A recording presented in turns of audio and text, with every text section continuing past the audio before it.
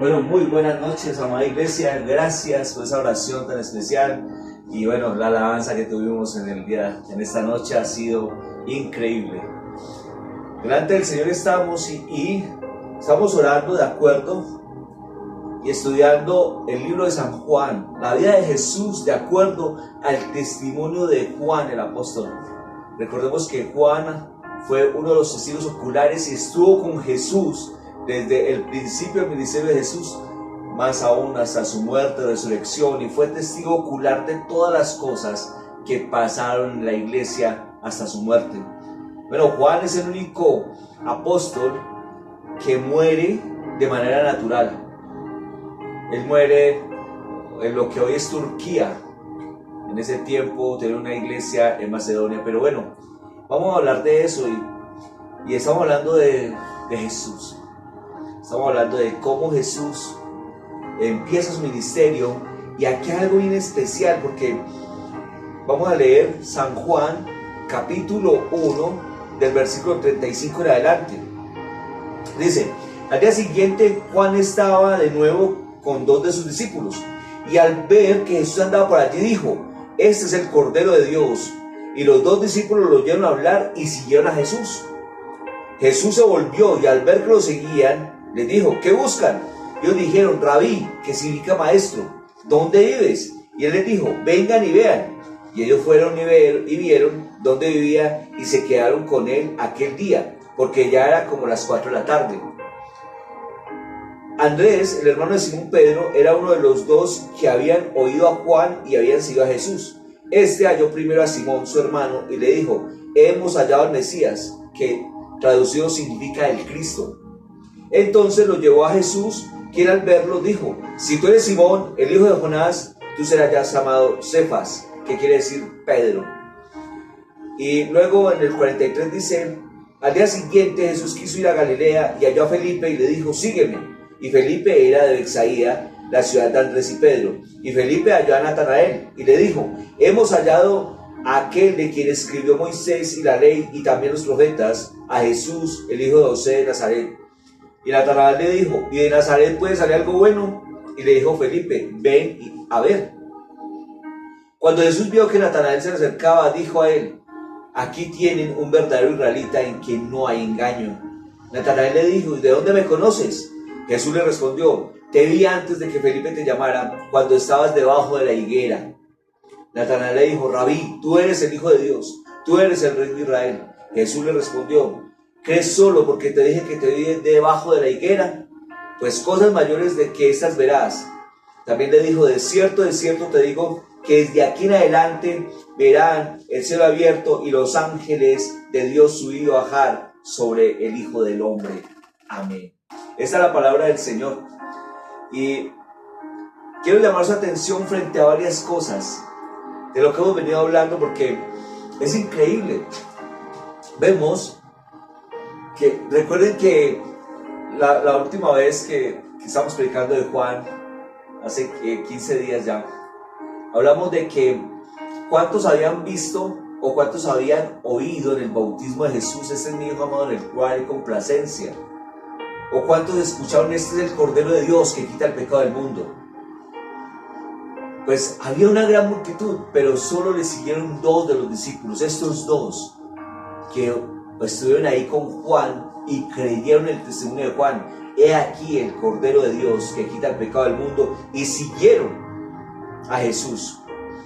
Y aquí hay una cosa bien o sea, es como muy lindo cómo el Señor relata la palabra de Dios, porque dice que ellos siguieron a Jesús. Y yo quiero que, a ver, si Juan escribió el último del testamento a edad muy adulta, fue el último de los apóstoles que murió de muerte natural y murió mucho tiempo después de la muerte de Jesús. Estamos hablando de casi 60 años después de la muerte de Jesús. Entonces estamos hablando de que en ese momento era un hombre joven. Los estudiosos dicen que más o menos tendría unos 18 o 20 años, no tendría más Juan. Que tal vez Andrés era mayor, que tal vez Andrés tenía 20 y tantos, tal vez 25 años. Y entonces ellos van y siguen a Jesús. Pero yo quiero que pensemos en esto, ¿cómo son unos muchachos cuando te siguen? O sea, porque es que, muy sencillo, nosotros vamos por la carrera 23 y vamos andando y va la gente detrás de nosotros, pero a ti nadie te está siguiendo, todos están caminando a un ritmo. Pero si alguien que te está siguiendo, tú te das cuenta que te están mirando, que alguien que está como atisbando dónde vas, por dónde vas, eso, si va por ahí, eso así, sí, claro, van metidos en ese rollo. Entonces, ellos iban como medio escondidos, como mirando, y Jesús se da cuenta que le siguen y les dice, ¿qué buscan? Naturalmente, ya, ¿qué quieren, muchachos? ¿Qué buscan? ¿Para qué me siguen? ¿Por qué? Sí, porque, ¿para qué me siguen? ¿Por qué están aquí? Entonces, cuando ellos le dicen, Rabí, Rabí, yo quiero que pensemos un momento en esto. ¿De dónde sacaron estos dos muchachos la conclusión de que él era maestro? Yo quiero que piensen en esto, porque lo único que habían escuchado era que Juan dijo, este es el Cordero de Dios, y ya, y ellos se fueron detrás. Mira, usemos imaginación santa, no lo dice la palabra de Dios, pero yo creo que ellos descubrieron en él algo que le hicieron que lo llamara maestro.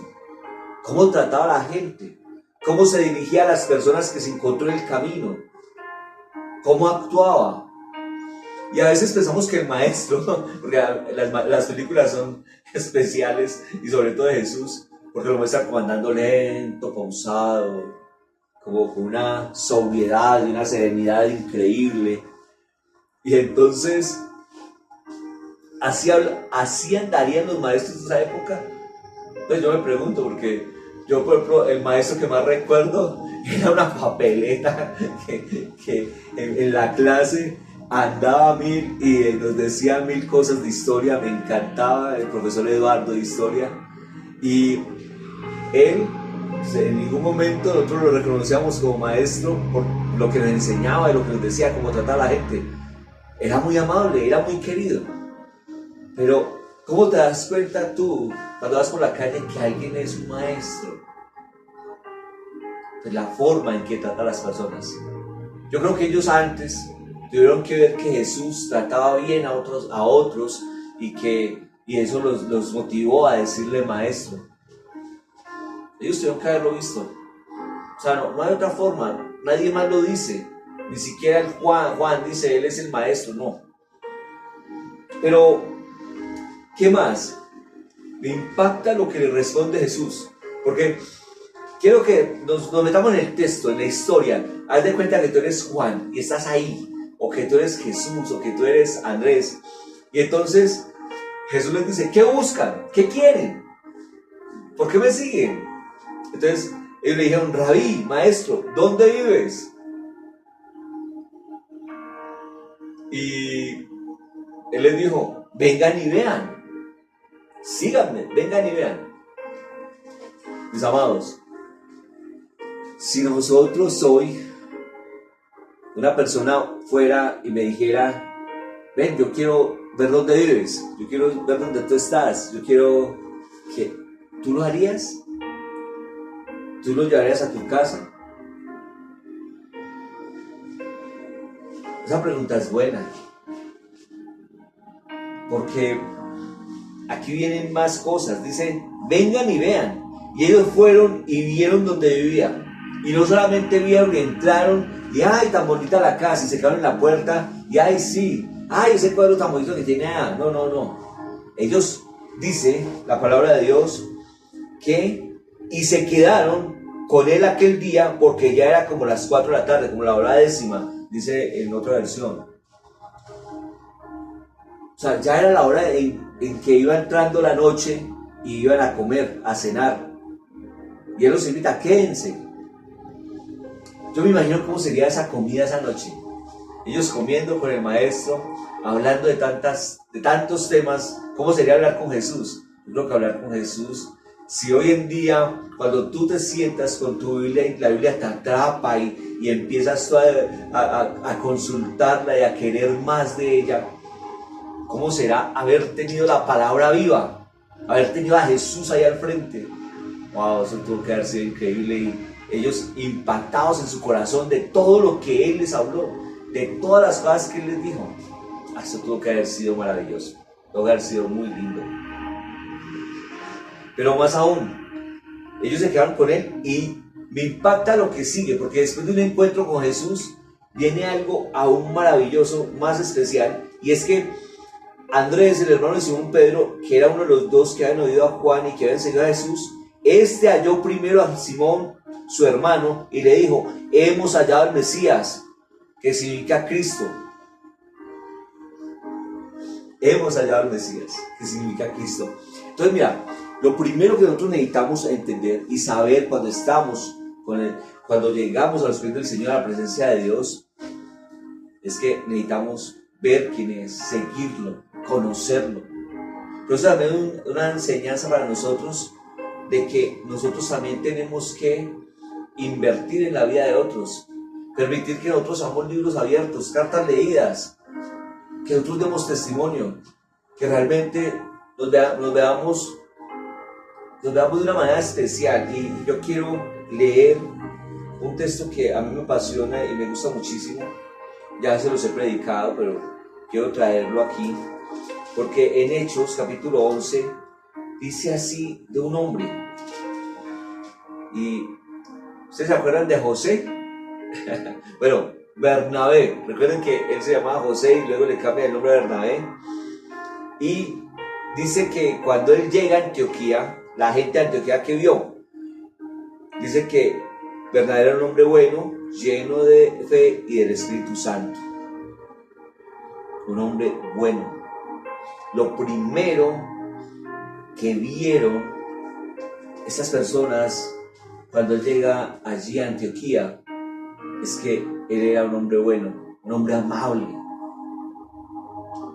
un hombre especial, un hombre que trata bien a las personas. A ver, la amabilidad, el ser bondadoso, ser bueno, tiene que ver con cómo trato a los demás, cómo me comporto con las otras personas. Es la única forma, no hay otra. Tenemos que dar bondad, tenemos que hablar bien, ser amables. Pero ¿qué más vieron ellos? Era un hombre de fe, era un hombre que hablaba lo que decía aparte de Dios y lo ejecutaba, lo hacía, daba testimonio de su fe. Y también ellos percibieron que era lleno del Espíritu Santo, porque el Espíritu Santo vino a su vida. Entonces, que bueno entender y conocer esto en nuestra vida y saber que lo primero que la gente ve en nosotros, ¿qué es? Amabilidad, bondad. Luego empiezan a ver por qué somos bondadosos y buenos. Porque confiamos en Dios, porque tenemos fe, porque somos llenos del Espíritu Santo, cuando entienden que esto viene por medio del Espíritu, por medio de Dios. Entonces lo primero que nosotros tenemos que hacer, permitir que otros vengan y vean y estén con nosotros, y nosotros poder también cenar con ellos, albergarlos, pero no solamente albergarlos, sino andar con ellos, hacer discípulos. Aquí Jesús nos muestra cómo conectó con las personas, y nosotros debemos aprender a conectar con las demás personas. ¿Qué más nos muestra? Nos dice que luego hay una segunda cosa que Jesús hace muy intencional con Pedro y con estas personas. Ellos salieron impactados, Andrés y Juan salieron impactados del testimonio de Jesús, de haber hablado con el Maestro. Y se fue Andrés y le dijo a Pedro: he hallado al Cristo. ¿Y Pedro qué hace? Se van y se encuentran con Jesús, y Jesús le dice: tú eres Simón, hijo de Jonás, será llamado Cefas, que quiere decir Pedro. ¿Ustedes saben qué hace Jesús con Pedro? Lo afirma, le dice palabras buenas. Y aquí quiero hacer una salvedad. Nosotros afirmamos a nuestros hijos, nosotros los bendecimos, o lo estamos tratando igual como siempre: no servís, no haces esto, no haces aquello, o a toda hora alegando, mis amadas mujeres. Los hombres también alegan, sí señor, sí, tiene toda la razón, los hombres también alegan. Pero no es mejor bendecir, afirmar, permitir que las personas lleguen a los pies de Jesús, que se sientan bien, cómodos. La palabra de nosotros debe ser sazonada, debe ser palabras de Dios, palabras de afirmación. ¿Cómo se hacen las relaciones? Aquí nos están diciendo, invirtiendo en ellas. O sea, ¿se recuerdan que hemos hablado del orar, cuidar y compartir? Jesús estaba orando por sus discípulos, empezó a cuidarlos, a tener cuidado de ellos, a afirmarlos. Entonces, lo primero que hacemos es orar por las personas, lo segundo que hacemos es cuidarlos, poder gestionar con ellos cosas, atender situaciones, dificultades, cosas que ellos tienen. ¿Y qué más? Vamos a dejar la última C del compartir. Ya hablo de ella más tardecito. Porque dice que al día siguiente Jesús quiso ir a Galilea y halló a Felipe y le dijo, sígueme. Felipe era de Bethsaida, de la ciudad de Andrés y Pedro, y Felipe halló a Natanael y le dijo, hemos hallado de aquel de quien escribió Moisés en la ley y también los profetas, a Jesús, el hijo de José de Nazaret. Y aquí hay una cosa muy especial. ¿Qué dice este hombre? ¿Qué dijo Natanael? ¿Puede salir algo bueno de Nazaret? ¿Y de Nazaret puede salir algo bueno? Tuvo sus dudas. Dijo, no, ¿cómo le ocurre? Ya nunca ha salido un profeta, nunca ha salido una persona que conozca a Dios, puede salir algo bueno de Nazaret. Sin embargo, cuando él llega donde Jesús, ¿qué le dice? Otra palabra de afirmación. He aquí un verdadero israelita en quien no hay engaño. Lo afirma. Dice algo bueno de él. Podría ser como una alabanza. Le está diciendo, eres una persona de verdad, una persona de criterio, una persona honesta, en ti no hay engaño. Pero entonces se sorprende Natanael y le dice, venga, ¿usted dónde me conoce? ¿Usted por qué me conoce? ¿Usted por qué viene conmigo? Le dice, te vi antes de que Felipe te llamara cuando estabas bajo la higuera. No sabemos qué aconteció bajo la higuera. Muchos estudiosos dicen que Natanael estaba orando, que estaba allí haciendo una plegaria. No sabemos, realmente la Biblia no lo dice. Pero fue tan impactante para la vida de Natanael que inmediatamente reconoció que era el Cristo, que era el Rey de Israel. Mira las palabras de Natanael, dice, Rabí, o sea, maestro, tú eres el Hijo de Dios, tú eres el Rey de Israel. Inmediatamente Natanael dijo, tú eres mi Rey, tú eres mi Señor.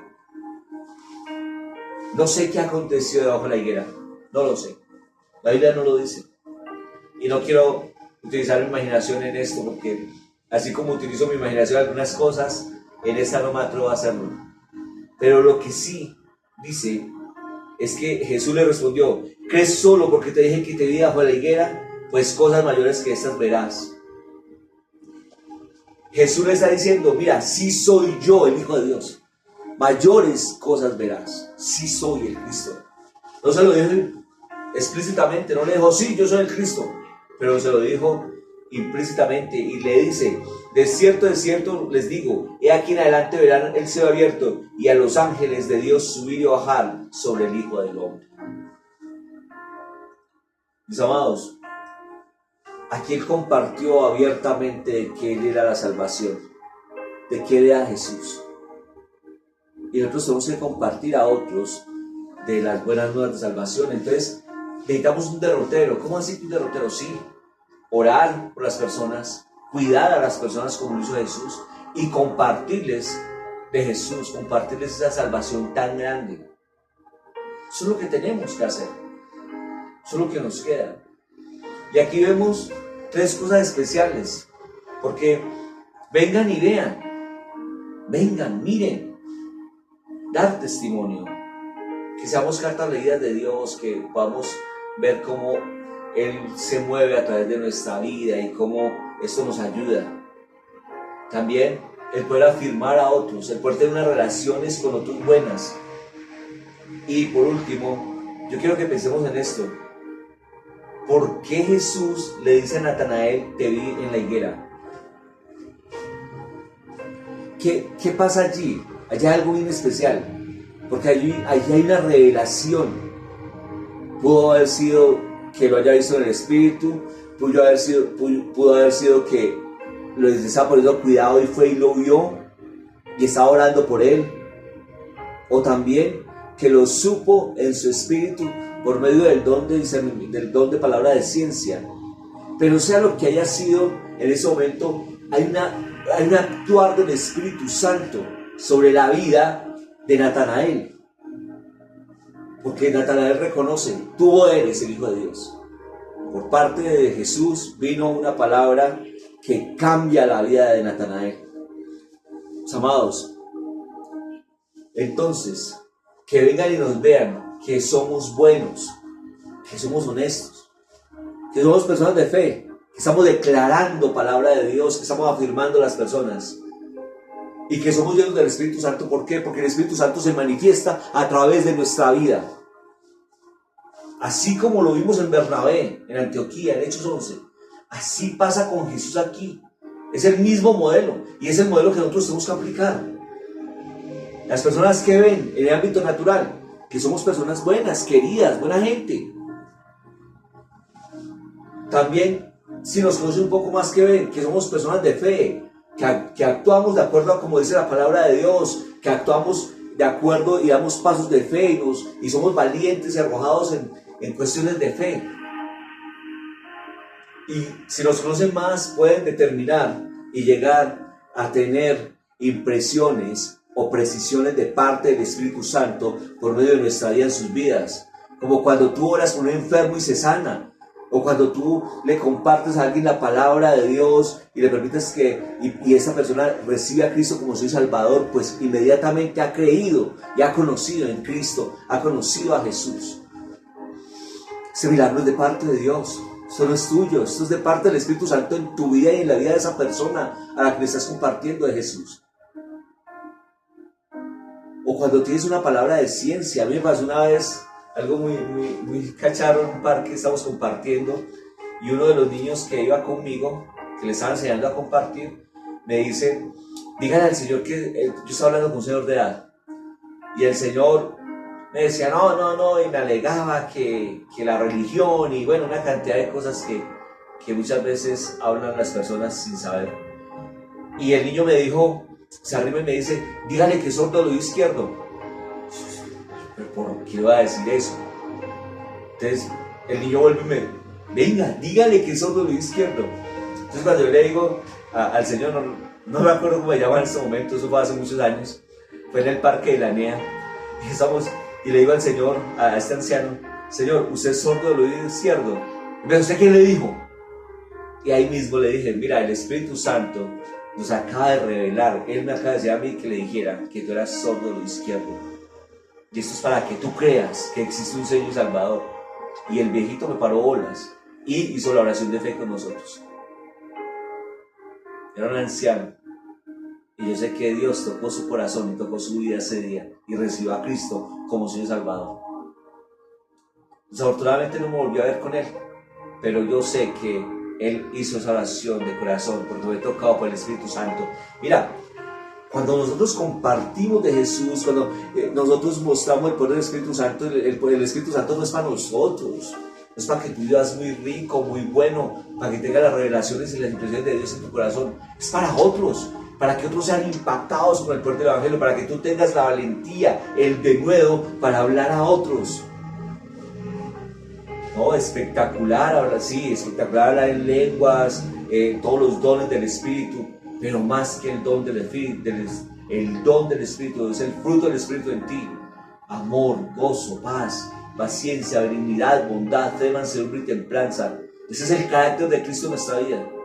Ese es el que permite que la gente nos vea de esa manera, que nos vea primero amables, buenos, íntegros, honestos, que después vean que somos hombres y mujeres de fe y que luego nos vean llenos del Espíritu Santo.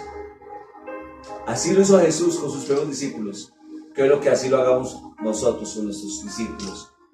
Oremos para terminar. Señor, a ti te honramos, te alabamos y te bendecimos, te damos la gloria, la honra y la alabanza y te damos gracias, Señor, por este tiempo. Gracias.